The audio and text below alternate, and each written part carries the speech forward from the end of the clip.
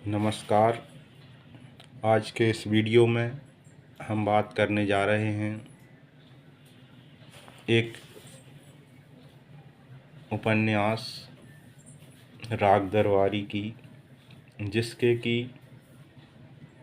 रचनाकार श्री लाल शुक्ल हैं। यह उपन्यास एक गांव शिवपालगंज की कहानी के बारे में बताता है और गांव के जीवन के बारे में, वहाँ की परिस्थितियाँ और जो वहाँ की स्थानीय समस्याएं हैं उनको भी यह उपन्यास उजागर करता है। राग दरबारी एक ऐसा उपन्यास है जो गांव की कथा के माध्यम से आधुनिक भारतीय जीवन की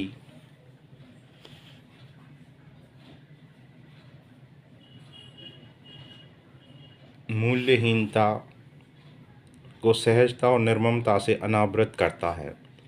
शुरू से आखिर तक इससे निस्संग और सोद्देश्य व्यंग्य के साथ लिखा गया है।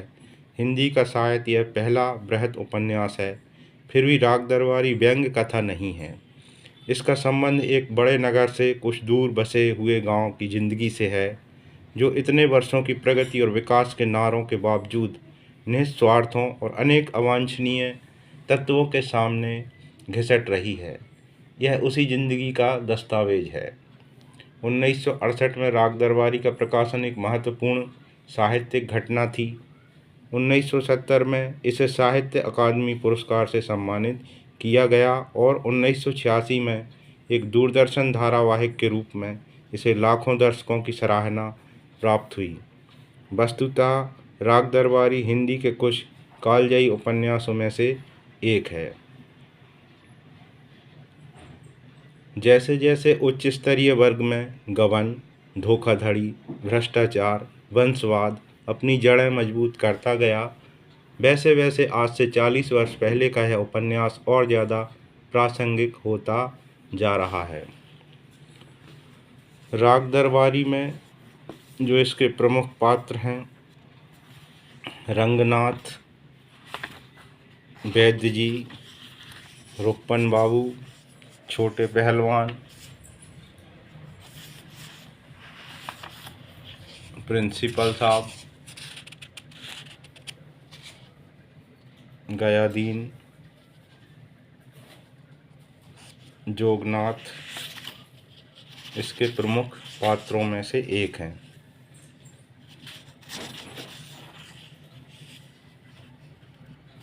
शिवपालगंज के जीवन के बारे में यह उपन्यास पूरी जानकारी देता है।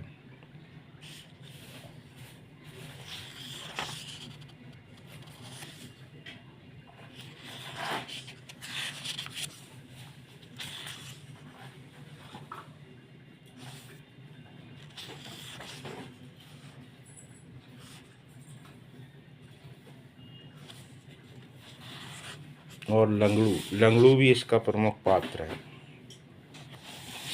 जो कि अपने केस में नकल निकलवाने में परेशान रहता है। इस तरह से इस उपन्यास की पूरी कहानी चलती है। एक और पात्र हैं इसके, रामाधीन।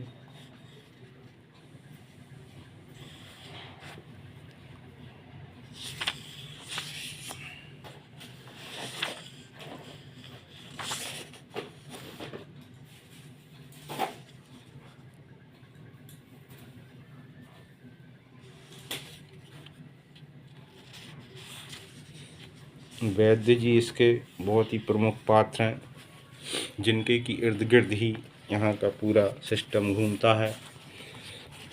रुक्पन बाबू भी एक महत्वपूर्ण पात्र हैं।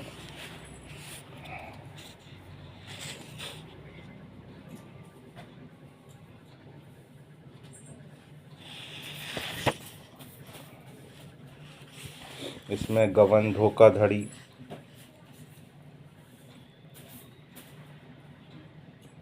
एक कोऑपरेटिव सोसाइटी इसमें चलती है, जिसमें कि गबन और धोखाधड़ी के बारे में इन लोगों ने बताया है। कोऑपरेटिव यूनियन का गबन बड़े ही सीधे साधे ढंग से हुआ था। सैकड़ों की संख्या में रोज होते रहने वाले गबनों की अपेक्षा इसका यही सौंदर्य था कि यह शुद्ध गबन था। इसमें ज़्यादा घुमाव फिराव न था, न इसमें जाली दस्तखतों की ज़रूरत थी, न फर्जी हिसाब बनाया गया था, न नकली बिल पर रुपया निकाला गया था। ऐसा गबन करने और ऐसे गबन करने को समझने के लिए किसी टेक्नीशियन की नहीं, केवल इच्छा शक्ति की ज़रूरत थी।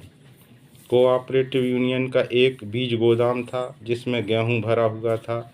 एक दिन यूनियन का सुपरवाइजर रामस्वरूप 2 ट्रक साथ में लेकर बीज गोदाम पर आया।